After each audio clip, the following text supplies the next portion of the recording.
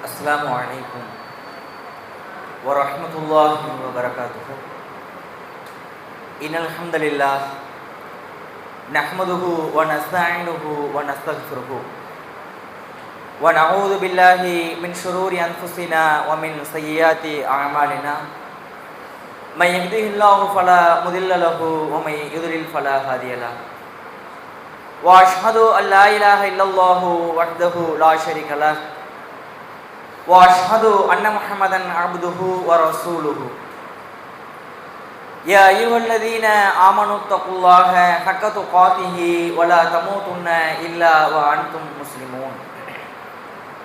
கண்ணியத்திற்குரிய எல்லாம் வல்ல அல்லாஹ்வின் நல்லடியார்களே, அல்லாஹுடைய கிருபையினால் ரமலான் மாதத்தினுடைய 10வது இரவில் நாம் அமர்ந்திருக்கிறோம்.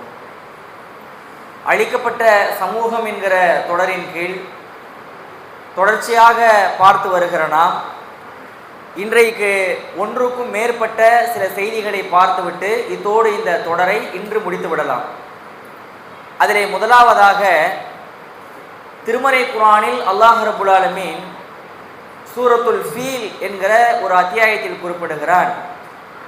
அலம் தர கைஃப ஃபஅல ரப்புக பி அஸ்ஹாபில் ஃபீல் அலம் யஜஅல் கைதஹும் ஃபீ தல்லீல் வ அர்ஸல அலைஹிம் த்வைரன் அபாபீல் தர்மீஹிம் பிஹிஜாரத்தின் மின் சிஜ்ஜீல் ஃபஜஅலஹும் கஅஸ்ஃபின் மக்கூல் என்று அல்லாஹ் குறிப்பிடுகிறார். இது ஒரு வரலாற்று செய்தி. இந்த வரலாற்று செய்தியில் இறைவன் குறிப்பிடுவது அலம் தர கைஃப ஃபஅல ரப்புக பி அஸ்ஹாபில் ஃபீல், யானை படையை உம்முடைய இறைவன் எப்படி ஆக்கினான் என்பதை நீங்கள் பார்க்கவில்லையா? அலம் யஜஅல் கைதஹும் ஃபீ தல்லீல், அவர்களுடைய சூழ்ச்சியை அல்லாஹ் பாழாக்கி விட்டான் என்பதை நீர் அறியவில்லையா? இதெல்லாம் கேட்டுட்டு அல்லாஹ் ரப்புல் ஆலமீன் வ அர்ஸல அலைஹிம் த்வைரன் அபாபீல், அவர்களின் மீது அபாபீல் என்று அழைக்கப்படுகிற ஒரு பறவை கூட்டத்தை அனுப்பினான். அந்த பறவை கூட்டமானது அவர்களின் மீது ஹிஜாரத்தின் மின் சிஜ்ஜீல், சுடப்பட்ட களிமண்ணால் ஆன கற்களை அந்த பறவைகள் அவர்கள் மீது பொழிந்தன. இப்படி பொழிஞ்சதுனால அவர்கள் மென்று தின்னப்பட்ட வைக்கோலை போல ஆகிவிட்டார்கள் என்று அல்லாஹ் நம் அனைவருக்குமே தெரிந்த ஒரு சூரா சூரத்துல் ஃபீல், அந்த ஃபீல் என்கிற அத்தியாயத்தில் இந்த சம்பவத்தை குறிப்பிடுகிறார். இதில் என்ன வருது? ஏதோ ஒரு யானை படை வந்திருக்கிறது. யானை படைனா என்ன? யானை மட்டும் அனுப்பிச்சு விடுறதில்ல, யானையோடு கூடிய படை. உலகத்திலேயே நீங்க பார்த்தீங்கன்னா யானை படை அதிகமாக வைத்திருந்தது யார் அப்படின்னா, அந்த காலத்துலலாம் இந்தியாவோட அதிகமாக யானை படை இருந்தது. இந்தியாவை படையெடுத்து வந்த தைமூர் ஜங்கிஸ்கான் கூட இங்கிருந்த யானை படையை பார்த்து பயந்தார்கள். அந்த மாதிரி யானை படை ஒன்று இருந்திருக்கிறது. ஏதோ சூழ்ச்சி செய்திருக்கிறார்கள். அவர்களின் மீது அபாபீல் என்கிற ஒரு பறவை கூட்டத்தை அல்லாஹ் அனுப்பியிருக்கிறான். அந்த பறவையானது சுடப்பட்ட களிமண் கற்களை அந்த படையினர் மீது வீசி இருக்கிறது. இவர்கள் மென்று தின்னப்பட்ட வைக்கோலை போல ஆகிவிட்டார்கள். இது இந்த சூறாவில் வரக்கூடிய சம்பவம். இந்த சம்பவம் எதனால் நடந்தது? அந்த யானை படை எங்கு வந்தது? இது பற்றிய டீட்டெயில் இருக்குதா அப்படின்னா இருக்கிறது. நபி ஸல்லல்லாஹு அலைஹி வஸல்லம் அவர்கள், அதாவது நபியாக ஆகிறதுக்கு முன்னாடி, இன்னும் சொல்ல போனால் பிறப்பதற்கு முன்னாடி, நபி ஸல்லல்லாஹு அலைஹி வஸல்லம் அவர்கள் பிறப்பதற்கு முன்பு யமன் தேசத்துல இருந்து, யமன் என்றால் சவுதியுடைய தென்பகுதியில் இருக்கிற ஒரு நாடு யமன். அந்த யமன் பகுதியில், இன்றைக்கு அதெல்லாம் முஸ்லிம் நாடு, அன்றைக்கு யமன் பகுதியை ஆண்டு கொண்டிருந்த அப்ரஹா என்று அழைக்கப்பட்ட ஒரு பெயரை கொண்ட ஒரு மன்னன் யானை படையோடு இங்கே ஹிஜாஸ் பகுதிக்கு வருகிறான். ஹிஜாஸ் என்றால் மக்கா மதினாவை உள்ளடக்கிய பகுதியின் பெயர் ஹிஜாஸ். இன்னைக்கு தான் அது சவுதி அரேபியா, அன்றைக்கு அது ஹிஜாஸ். அந்த ஹிஜாஸ் பகுதியில் எதற்காக வருகிறார்கள்? நாடெல்லாம் பிடிக்கிறதுக்கெல்லாம் கிடையாது. அங்கே மஸ்ஜிதுல் ஹரம் என்கிற பள்ளிவாசல் இருக்கிறது அல்லவா, அந்த பள்ளிவாசலை யானை படையை கொண்டு இடித்து தகர்ப்பதற்காக வருகிறார். இப்ப இங்க கேள்வி என்ன தெரியுமா? ரசூலுல்லாஹ் இன்னும் பிறக்கவே இல்லை, ஆனா அங்க பள்ளிவாசல் இருந்துச்சா இல்லையா? சொல்லுங்க, இருந்துச்சா இல்லையா? இருந்தது. ஏனென்றால் அந்த பள்ளியானது இன்ன அவ்வள பைத்தி உதய லின்னாசி லல்லவி பக்கத்து முபாரக்காங்கிற அல்லாஹ், இந்த உலகத்திலேயே முதலாக அல்லாஹ்வுக்காக கட்டப்பட்ட பள்ளிவாசல் பக்கா என்று அழைக்கப்படுகிற மக்கா. அன்னைக்கு பக்கான்னு அழைக்கப்பட்டுச்சு, இன்னைக்கு மக்கான்னு அழைக்கப்படுகிறது. அந்த பள்ளிவாசல் தான் உலகத்திலேயே முதலாக கட்டப்பட்ட பள்ளிவாசல். பிறகு இப்ராஹிம் அலைஹிஸ்ஸலாம் அவர்களும் இஸ்மாயில் அலைஹிஸ்ஸலாம் அவர்களும் அதை புனர் நிர்மாணம் செய்கிறார்கள். அன்றிலிருந்து அந்த பள்ளிவாசல் அப்படியே தான் இருந்தது. அதனுடைய ஒழுக்கத்தை கடைபிடித்து வந்தார்கள். அதுல சிலையை வச்சு வணங்கிட்டு இருந்தாங்க. வருஷம் துல்ஹஜ் மாசத்துல போய் ஹஜ் என்கிற கிரியைகளை செய்தார்கள். இதுவெல்லாம் இருந்தது. இருந்தாலும் அந்த புனித பள்ளிவாசலை அரபு மக்கள் புனித பள்ளிவாசலாக அவற்றை கருதியதனால் இந்த யமன் தேசத்துல இருக்கிற இந்த அப்ரஹாவுக்கு அது பிடிக்கல. இது என்னடா அது அரபுல இந்த மாதிரி ஒரு இடத்த வச்சு புனிதமாகறதாக நினைச்சுக்கிட்டு இருக்கிறாங்களே, அதை போய் இடிக்கலாம்னு இடிக்க வந்தா அல்லாஹ் ரப்பல் ஆலமீன், அன்னைக்கு தான் முஸ்லீம்களே இல்லையே, அன்னைக்கு முஸ்லீம்களே கிடையாது, படை திரட்டியெல்லாம் போர் செய்ய முடியாது. வருகிறவன் ஒரு மன்னன். அப்படி அவன் வந்த பொழுது பறவை கூட்டத்தை அனுப்பி அந்த பறவை கூட்டம் என்ன பண்ணுச்சு அப்படின்னா, சுடப்பட்ட களிமண் கற்களை அவர்கள் மீது வீசியது. பறவை மேல பறக்குது, யானை பறக்காது. கீழே யானை படையோட வரானா, மேல இருந்து பறவை அந்த கற்களை பொழிந்தன. இவங்க எப்படி தெரியுமா ஆயிட்டாங்க, மென்று தின்னப்பட்ட வைக்கோலை போல ஆகிவிட்டார்கள். மென்று தின்னப்பட்ட வைக்க எப்படி இருக்கும், மாடு போட்டுச்சுன்னா எப்படி இருக்கும், அந்த மாதிரி சாம்பலாக அப்படி என்ன பண்ணிட்டாங்க, அவர்கள் கருகி போய் மடிந்திருக்கிறார்கள். இப்படி எந்த ஆண்டுல இந்த அப்ரஹாங்கிற மன்னன் காபாவை இடிப்பதற்காக படை திரட்டி வந்தானோ அந்த ஆண்டில்தான் யார் பிறந்தார், ரசூலுல்லாஹ் பிறந்தாங்க. ரசூலுல்லாஹ் பிறந்த ஆண்டுன்னு நீங்க போய் ஹதீஸ்ல பாத்தீங்கன்னா இயர்லாம் அப்படியே இருக்காது, கிபி அப்படிலாம் இருக்காது, நம்ம கணக்கு போட்டது அதெல்லாம். அவர்கள் பிறந்தது யௌமுல் ஃபீல், யானை ஆண்டில் பிறந்தார்கள். யானை ஆண்டுனா என்ன அப்படின்னா, அன்னைக்கெல்லாம் அரபு மக்கள் ஆண்டை எப்படி தெரியுமா கணக்கு போடுவாங்க, இந்த கிமு கிபியெல்லாம் அன்னைக்கெல்லாம் கிடையாது. அரபுலகம் அதை எப்படி கணக்கு போட்டுச்சு அப்படின்னா, அந்த ஆண்டுல ஒரு பிரசித்தி பெற்ற நிகழ்ச்சி நடந்துச்சுன்னு வைங்க, அதை வைத்து அந்த ஆண்டை கணக்கிட்டு விடுவாரு. ரசூலுல்லாஹ் வந்த பிறகு கூட அப்படித்தான். ரசூலுல்லாஹ் வந்தது பிறகு மதீனாவுக்கு போனதுக்கு அப்புறமா நீ ஹதீஸ்ல பாத்தீங்கன்னா யௌமுல் ஹைபர்னு வரும். ஹைபர் ஆண்டில், ஹிஜ்ரி 7லாம் வராது. யௌமுல் ஃபத்ஹ்ல, மக்கா வெற்றி கொள்ளப்பட்ட ஆண்டில், யௌமுல் பத்ர், யௌமுல் உஹது, யௌமுல் ஹுதைபியான்னு அந்த மாதிரியான பெயர்கள் பிரசித்தி பெற்ற இன்சிடென்ட், அதை அடிப்படையாக வச்சுதான் என்ன பண்ணுவோம், அந்த ஆண்டை அழைப்பார்கள். இதன் அடிப்படையில அல்லாஹ்வுடைய புனித தலமான பள்ளியை இடிக்க வந்த பொழுது அல்லாஹ் ரப்பல் ஆலமீன் யானை படையை கொண்டு அழித்தார். இது நமக்கு என்ன பாடம், அல்லாஹ் ரப்பல் ஆலமீன் அவனுடைய புனித தலத்தை அவன் பாதுகாப்பான். இங்க நமக்கு என்ன தெரியுமா ஒரு கேள்வி வரும், காபாவை இடிக்க வரும் பொழுது அல்லாஹ் அப்படி அபாபில் பறவையை கொண்டு அல்லாஹ் காப்பாத்தனா, இங்க இந்தியாவோட பாபர் மசூதி இடிக்கப்பட்டது, இப்ப திருப்பரங்குன்ற பிரச்சனையாக இருந்து கொண்டிருக்கிறது. அப்ப இந்த இது பள்ளிவாசல் அல்ல, இது தர்கா. மொத்தத்துல இங்க ஒரு பள்ளிவாசலை இடிக்க வருகிற போது அந்த மாதிரி அபாபில் பறவையெல்லாம் வராதா அப்படின்னா, அபாபில் பறவையை அல்லாஹ் அனுப்பியது அது புனித ஸ்தலம். இது மக்கா என்பது இந்த உலகத்திலேயே கட்டப்பட்ட முதல் பள்ளிவாசல், புனித ஸ்தலம். எனவே அந்த ஆலயத்துக்காக ஸ்பெஷல் சிறப்புகளை அல்லாஹ் வைத்திருக்கிறார். அங்கே தொழுதால் 1,00,000 மடங்கு சிறந்தது. ஹஜ்ஜா நம்ம அங்கதான் போய் செய்யணும். உலகத்துல இருக்கிற எல்லாருமே காபாவை நோக்கி தான் தொழுது ஆகணும், மேற்க நோக்கி தொழுக கூடாது. காபாவை நோக்கி தான் என்ன பண்ணணும், தொழுது ஆக வேண்டும். அங்கேதான் ரசூலுல்லாஹ் அங்க இருந்தாங்க, அங்கதான் திருமறை குர்ஆன் அருளப்பட்டுச்சு என்று நிறைய சிறப்பம்சங்கள் அதுக்கு இருக்கிறதுனால அல்லாஹ் ரப்பல் ஆலமீன் அதை அப்படி ஒரு பிரத்யேகமான ஒரு அற்புதத்தை நிகழ்த்தி அல்லாஹ் ரப்பல் ஆலமீன் தடுத்தார் என்பதை நாம் புரிந்து கொள்ள வேண்டும். இது ஒன்று, சரியா, இன்னைக்கு மட்டும், சரியா. இதை நம்ம டீட்டெயில்டா என்ன பேசலாம் இதோட முடிக்கிறதுனால. அடுத்தது ரெண்டாவது என்ன அப்படின்னா, சஹீஹுல் புகாரியில 3475வது செய்தி. அன்னை ஆயிஷா ரலியல்லாஹு அன்ஹா அறிவிக்கிறாங்க. அவங்க என்ன சொல்றாங்க அப்படின்னா, நபி ஸல்லல்லாஹு அலைஹி வஸல்லம் அவர்கள் இருந்த பொழுது மக்சூமியா என்கிற ஒரு கோத்திரத்தார் இருந்தார்கள். அந்த மக்சூமியா கோத்திரத்தார்ல ஒரு பெண்மணி திருடி விட்டார். திருடுனா என்ன தண்டனை, அப்ப அந்த குற்றவியல் சட்டம் அமல் நடைமுறைக்கு வந்துருச்சு. இஸ்லாத்தின் பார்வையில குற்றவியல் சட்டத்துல திருடினால் என்ன பண்ணணும்னா கையை வெட்டணும். 1 ரூபா 2 ரூபா திருடினதுக்கெல்லாம் கிடையாது, அது வெகுமதியை வச்சு வலது கையை எது வரைக்கும் வெட்டணும் அப்படிங்கிற வரைக்கும் இருக்கிறது. இடது கையை வெட்டலாமா, வலது கை, அது எல்லாமே சட்டங்கள் இருக்கிறது. அப்ப இந்த பெண்மணி திருடி விட்டாங்க. திருடினது யாரு? பெயர் கிடையாது மக்சூமியாங்கிறது, அவங்களுடைய சொசைட்டி பெயர், சமூகத்தின் பெயர் தான் மக்சூமியா.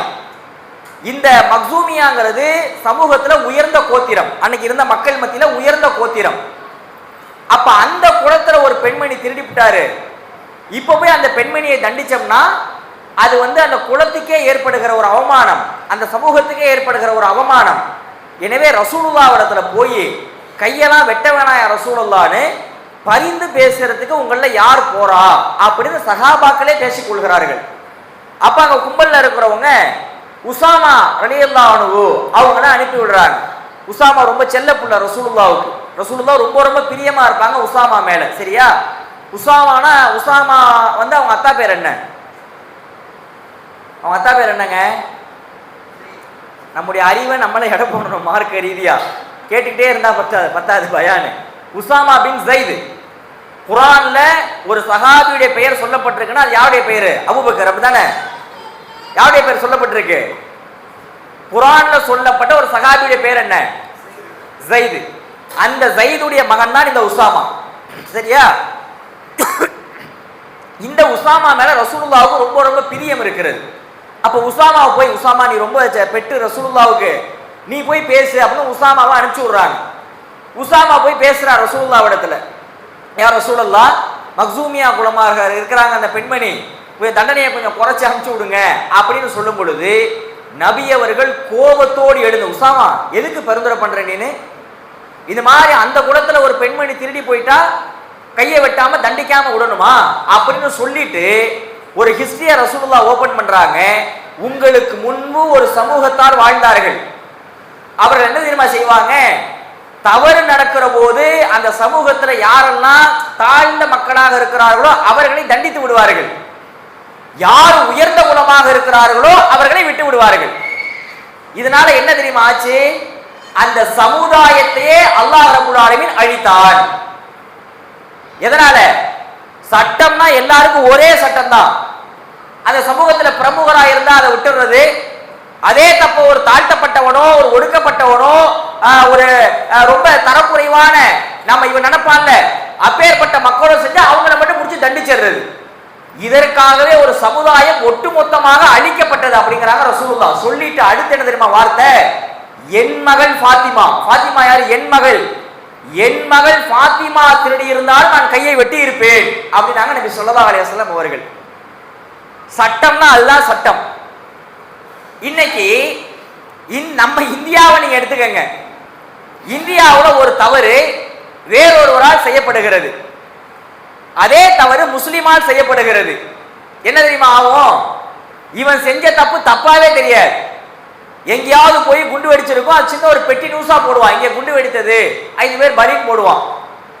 அதுவே ஒரு முஸ்லிமின் மீது பழி போடணும்னு வச்சுக்கோங்க, நாடு 24/7 24 மணி நேரம் நியூஸ் சேனல் அதை ஓட விட்டு எல்லா பிரசையும் கூப்பிட்டு தலைப்பு செய்தி நாளைக்கு இதுதான், அந்த அவன் மேல பழிய போடு இவன் மேல பழிய போடுன்னு ஒரு முஸ்லீம் செய்தால் அது பெரிய குற்றமாகிவிடும்.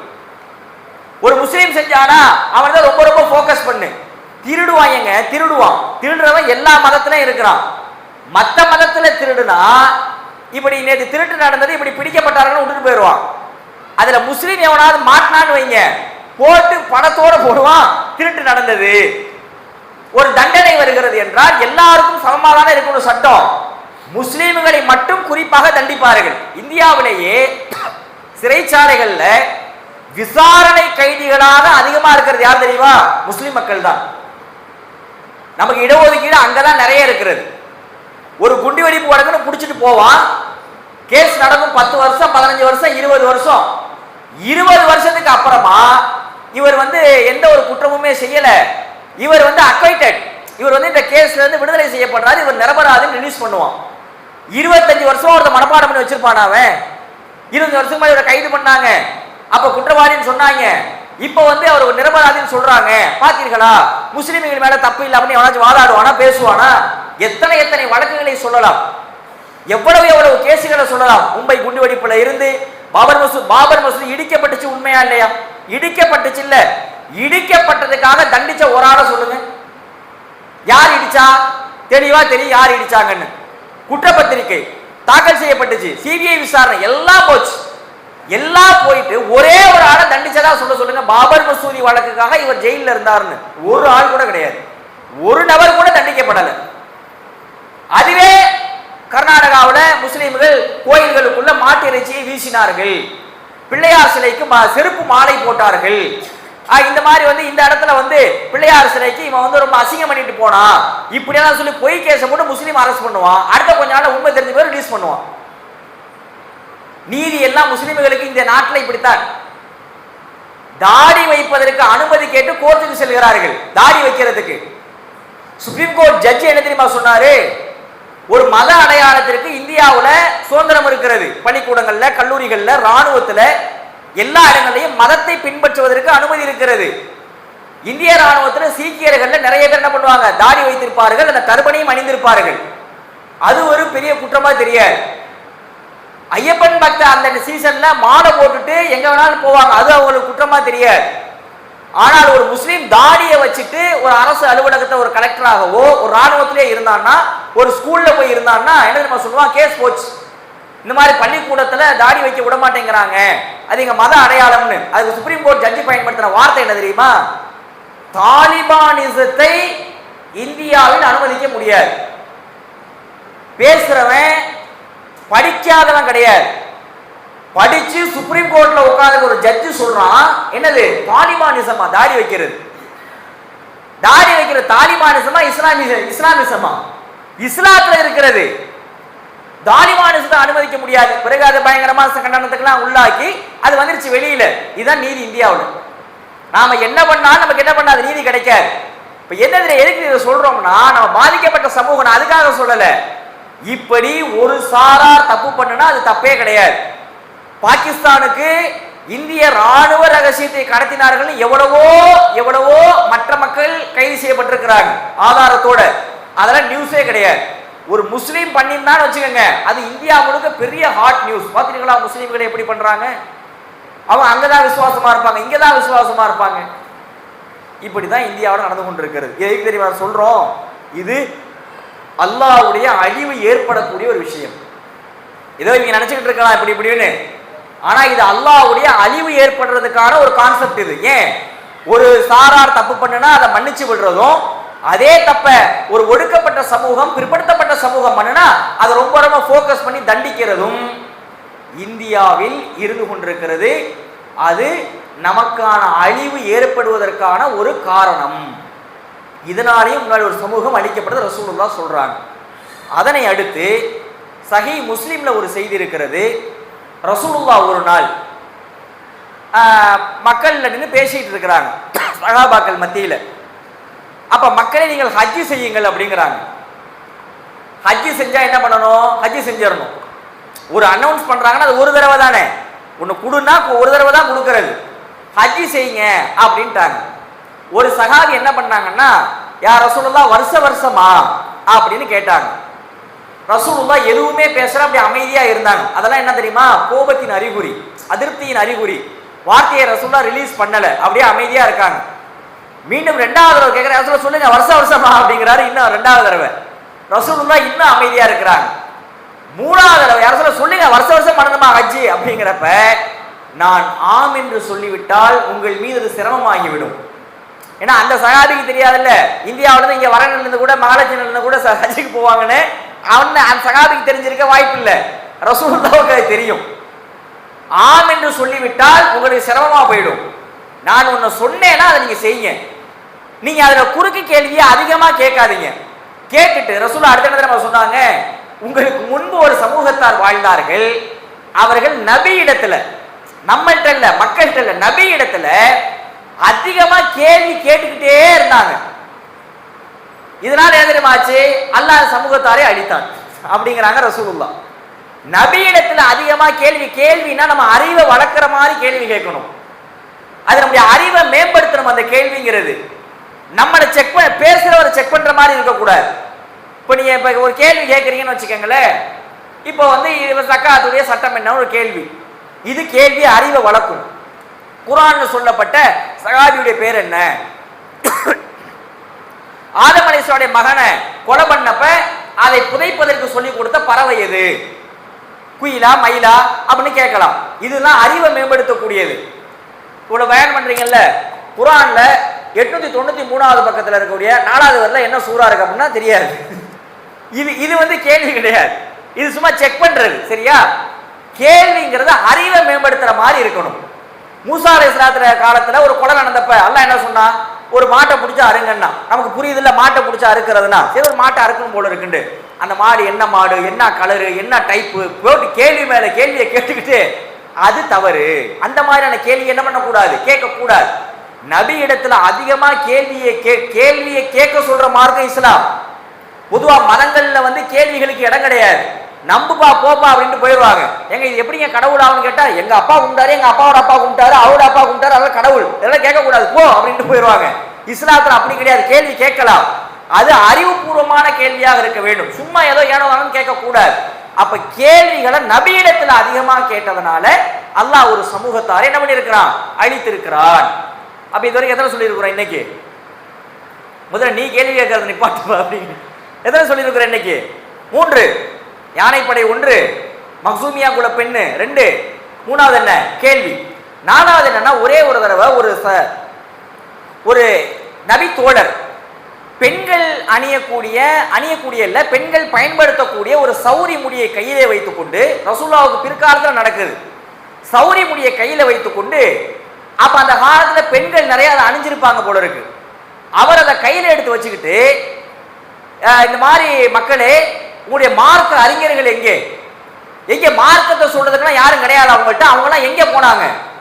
இப்படி ஒரு பெண்கள் சௌரி முடியை இஸ்ரவேல் குலத்துல சில பெண்கள் பயன்படுத்தினதுனால அந்த சமூகத்தையே அல்லாஹ் அழித்தான், இதெல்லாம் உங்களுக்கு தெரியாதா அப்படின்னு எங்களுக்கு ரசூலுல்லாஹ் சொன்னாங்க என்று அந்த சஹாபி சொல்லுகிறார்.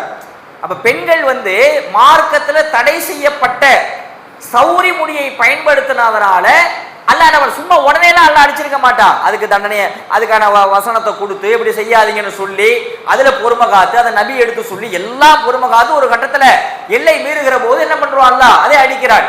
அப்ப சௌரி முடியை பயன்படுத்தினதுனால மட்டும் இல்ல, அது ஏகப்பட்ட வரலாறுகள். அதுல வந்து இந்த சௌரி முடியை பயன்படுத்தினதுலையும் ஒரு குலத்தாரை அல்லாஹ் அழித்திருக்கிறான் என்று ஹதீஸ் வருகிறது.